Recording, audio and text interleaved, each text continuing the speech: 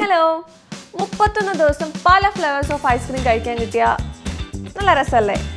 അതേപോലെ മാസത്തിലെ എല്ലാ ദിവസവും പല പല വെറൈറ്റീസ് ഓഫ് ഫ്ലേവേഴ്സ് ഐസ്ക്രീം കഴിച്ചോട്ടെ വിചാരിച്ച് തുടങ്ങിയ ഒരു കമ്പനി ബാസ്കിൻ റോബിൻസ്. അവരുടെ ലോഗോയിൽ കാണുന്ന പോലെ 31 ഫ്ലേവേഴ്സ് 31 ഡേയ്സ്. ഇവരാണ് world's largest ice cream speciality store. ഇവർക്കിപ്പോൾ വേൾഡ് വൈഡ് ആയിട്ട് മോർ ദാൻ ഓൾമോസ്റ്റ് 7,800 സ്റ്റോർസ് ഉണ്ട്. 2 ബ്രദേഴ്സ് ഇൻ ലോ സ്റ്റാർട്ട് ചെയ്ത കമ്പനിയാണ് ബാസ്കിൻ റോബിൻസ്. ഇവർ കൈൻഡ് ഓഫ് ഡെയിലി പല പല വെറൈറ്റീസ് ഫ്ലേവേഴ്സ് എക്സ്പെരിമെൻറ്റ് ചെയ്ത് തുടങ്ങി. മിൻറ്റ് ചോക്ലേറ്റിൽ തുടങ്ങി ബബിൾ ഗം ഫ്ലേവർ വരെ അവർക്കിപ്പോൾ ഉണ്ട്. 1945 സ്റ്റാർട്ട് ചെയ്ത ബാസ്കിൻ റോബിൻസ് 1950 ആയപ്പോഴേക്കും ഫ്രാഞ്ചൈസിങ് എല്ലാം സ്റ്റാർട്ട് ചെയ്തു. ആൻഡ് 67 ആയപ്പോഴേക്കും അവർക്ക് നാഷൻ വൈഡ് 1000 സ്റ്റോഴ്സ് ആയി. അവർക്ക് നല്ല നല്ല സ്ട്രാറ്റജീസ് ഉണ്ടായിരുന്നു. അപ്പോൾ പിന്നെ ഈ 1000 സ്റ്റോഴ്സ് എന്ന് പറയുന്നത് വളരെ നിസ്സാരമാണ്. അവർ one of the most notable idea എന്താണെന്ന് വെച്ചാൽ അവർ ഫ്ലേവേഴ്സ് ഓഫ് മന്ത് എന്നുള്ളൊരു ക്യാമ്പയിൻ ഇറക്കി. അതായത് ഓരോ മാസത്തേക്കും ഒരു ഫ്ലേവർ, ഒരു ന്യൂ ഫ്ലേവർ അവർ ഇൻട്രൊഡ്യൂസ് ചെയ്യും.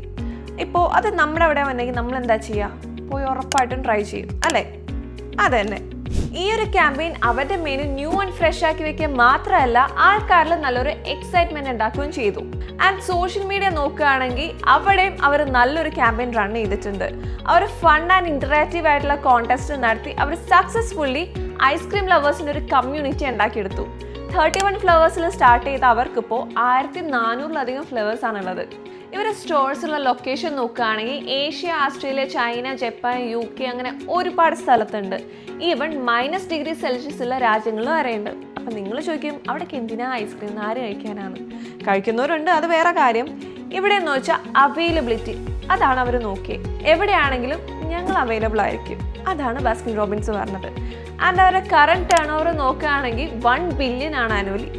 ആൻഡ് ഒരു ചെറിയ കാലയളവിൽ ഇത്രയും വലിയ സക്സസ് ആയ ഒരു കമ്പനി വേറെ ഉണ്ടോ എന്ന് ചോദിച്ചാൽ ഒന്ന് ചിന്തിക്കേണ്ടിയിരിക്കുന്നു അല്ലേ?